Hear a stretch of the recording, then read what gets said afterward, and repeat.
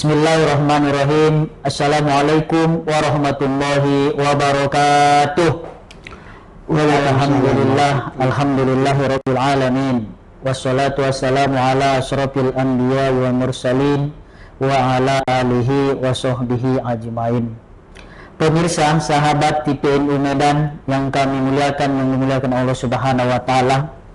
Pada sore yang berbahagia ini kita kembali di hadapan para pemirsa TPNU Medan dengan program Muzakarah Ramadan yang kita tampilkan setiap harinya pada bulan Ramadan ini 1446 Hijriah, yaitu bersama seorang akademisi, seorang aktivis, yaitu Al-Ustadz Dr. Sa'ban Lubis MA.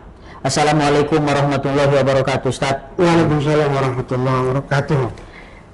Yang sehari-harinya adalah mengajar di kampus Pancabudi dan juga kampus UIN Sumatera Utara Medan.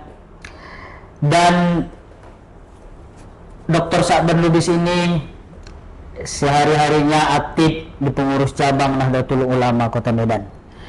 Jadi pada sore yang berbahagia ini sama-sama kita simak untuk mendapatkan ilmu dari beliau, karena beliau ini kita ketahui sungguh sangat sibuk di dunia akademisinya.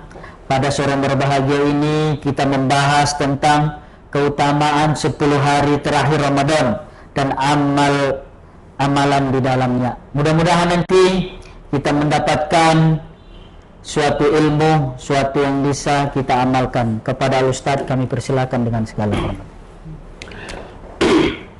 Bismillahirrahmanirrahim. Assalamualaikum warahmatullahi wabarakatuh. Waalaikumsalam warahmatullahi wabarakatuh. Alhamdulillahilladzi syahra Ramadan syahru unzila fihi al-Qur'an hudan linnas wa bainatin minal huda wal furqan. Asyhadu an la ilaha illallah wa asyhadu anna Muhammadan abduhu wa rasuluhu, amma ba'd. Qala Allah Ta'ala fil Qur'anil Karim, Bismillahirrahmanirrahim. Syahrul Ramadan allazi unzila fihi al-Qur'an hudan linnas wa bainatin minal huda wal furqan. Wa qala an-nabiy sallallahu alaihi wasallam, man shoma ramadana imanan wa ihtisaba ghufira lahu ma taqaddama min dhanbihi. Bapak-bapak, ibu-ibu, para pemisah TPNU Medan yang dirahmati Allah. Pada puasa saat ini kembali kita berjumpa, bersua dalam suasana keadaan sehat walafiat. Semoga puasa kita pada hari ini diterima oleh Allah Subhanahu wa taala. Amin. Salawat dan salam kepada Nabi kita baginda Rasulullah sallallahu alaihi wasallam. Semoga kita di bulan yang suci ini tidak lupa untuk membacakan selawat sebagai tandanya, buktinya kita umatnya yang selalu setia kepadanya. Insya Allah kita nantinya akan mendapatkan syafaatnya. Amin. Para pemirsa TPNU Medan yang dirahmati Allah, pada hari ini judul tausiah kita adalah amalan 10 hari terakhir bulan suci Ramadan.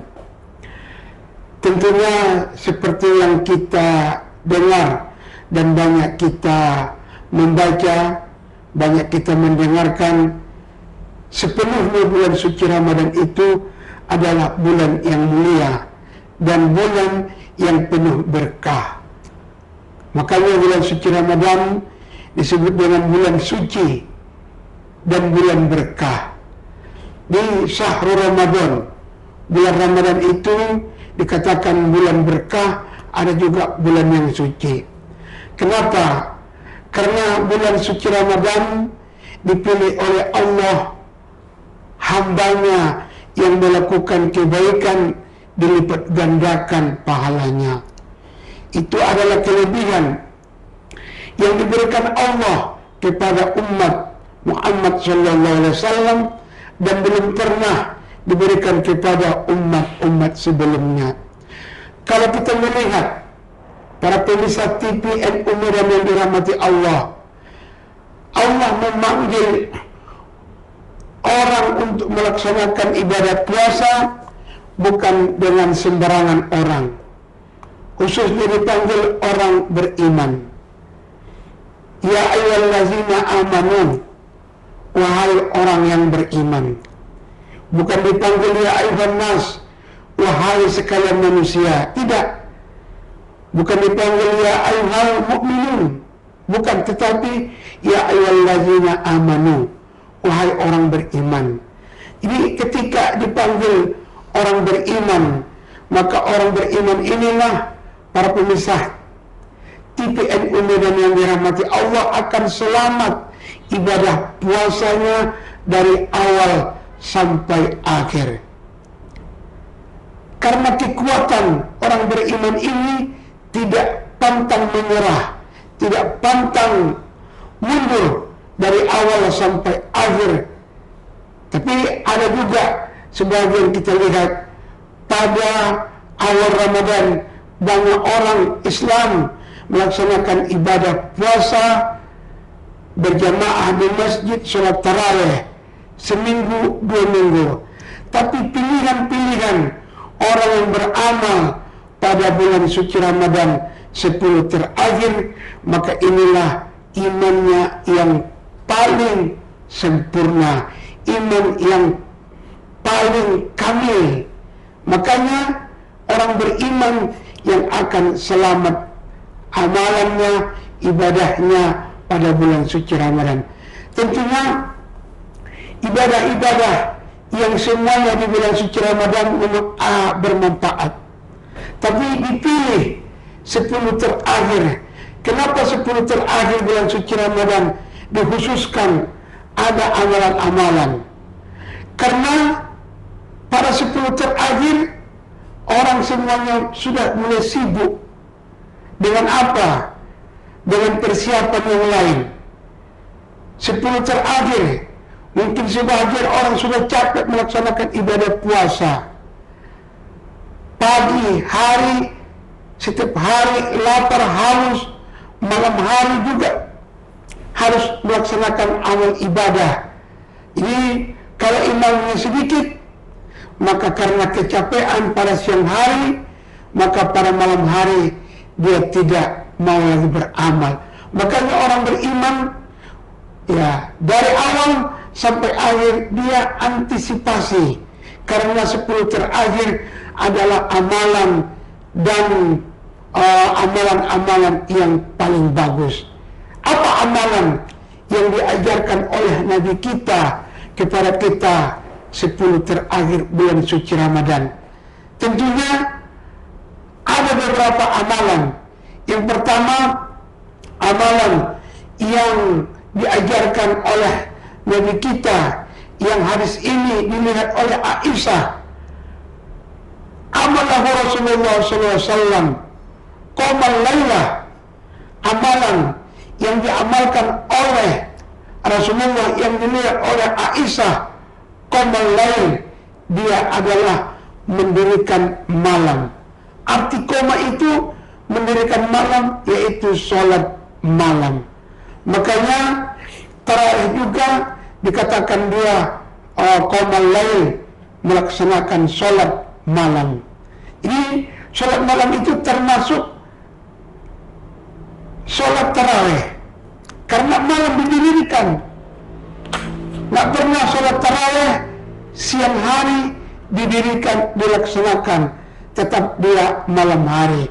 Maka Aisyah melihat Rasulullah melaksanakan sholat tarawih atau sholat malam, yaitu sampai hatta subuhi, sampai dia subuh. Kita tradisi kita NU melaksanakan sholat tarawih itu adalah 23. Itu tradisi.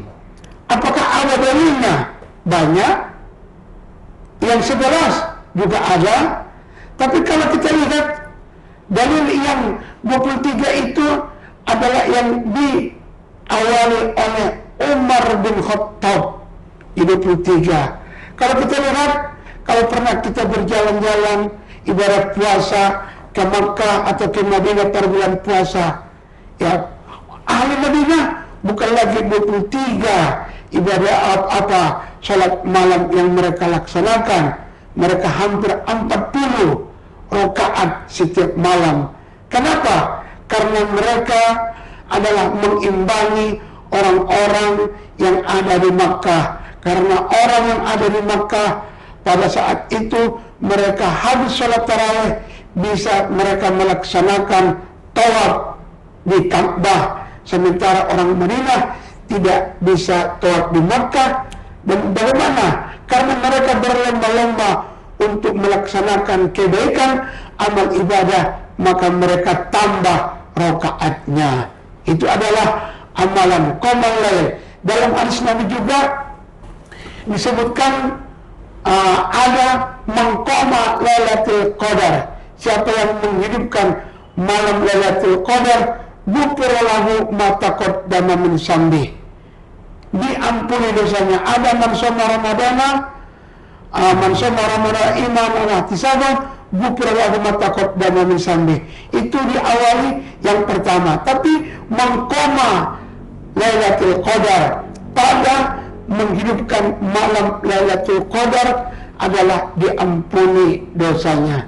Di pada malam 10 terakhir Rasulullah banyak menghidupkan dengan sholat malam. Aisyah menceritakan nampaknya Rasulullah hatta subuhi, sampai subuh. Kenapa? Karena terakhir di situ adalah masa-masa penentuan. Orang yang berlari dari awal masih kencang larinya, tetapi begitu di akhir bisa dia kalah, tidak sampai ke finish. Maka Rasulullah memberikan pernyataan, memberikan hadis bahwa di terakhir adalah sangat menentukan. Tuh berarti koma malam Lailatul Qadar. Apa artinya malam Lailatul Qadar? Lailatul Qadar itu menghidupkan malam Lailatul Qadar itu dengan apa? Baik dengan baca Al-Quran, salah satu di antaranya membaca Al-Quran, baik dengan berzikir, baik dengan iktikaf, baik dengan hal-hal yang lain, yang intinya semua amal ibadah dilaksanakan. Kalau kita senang pada 10 terakhir dengan zikir kita, dengan zikir la ilaha illallah, dengan zikir sholawat, ya silahkan apa saja. Kalau kita senang dengan membaca ayat suci Al-Quran 10 terakhir, maka itu laksanakan. Kalau senang kita untuk beramal dengan iktikaf di masjid, itu juga dilaksanakan oleh Rasulullah, maka itu juga laksanakan. Ini yang dilaksanakan 10 terakhir pada malam, pada 10 terakhir bulan suci Ramadan, para bapak ibu pemirsa TPNU Medan yang dirahmati Allah. Jadi intinya bahwa 10 terakhir itu dihidupkan dengan amal-amalan yang sangat bagus. Terima kasih kepada gini Pak Ustadz. Terkadang kan 10 hari terakhir ini kalau kita lihat ciri khasnya apalagi di kota Medan lah kita bilang. Terkadang orang bukan amalan terakhirnya yang diapakan, tapi apakah sudah punya baju yang pertama, kue rayanya apa, kue hari rayanya apa gitu. Ini perlu kita kembangkan Ustadz kan, perlu dikasih tahu kepada jamaah-jamaah kita biar jangan salah paham. Sebenarnya 10 terakhir itu lebih afdol gitu Ustadz kan, daripada mencari baju hari raya gitu, mencari kue hari raya kan perlu juga ini Ustadz. Untuk didalami gitu Ustadz kan, dikasih tahu kepada para hadirin, terkhusus kepada pemirsa TPNU Medan. Ya terima kasih. Memang tradisi masyarakat kita tidak bisa kita hindari. Yang kenyataannya memang begitu.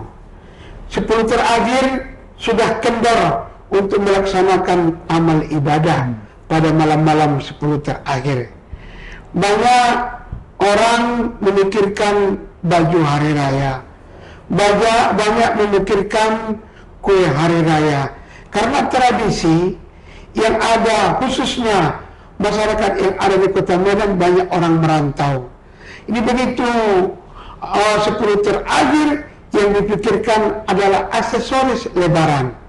Padahal yang diajarkan oleh Nabi kita menghidupkan malam-malam 10 terakhir, salah satu di antaranya adalah karena ada kemuliaan malam Lailatul Qadar.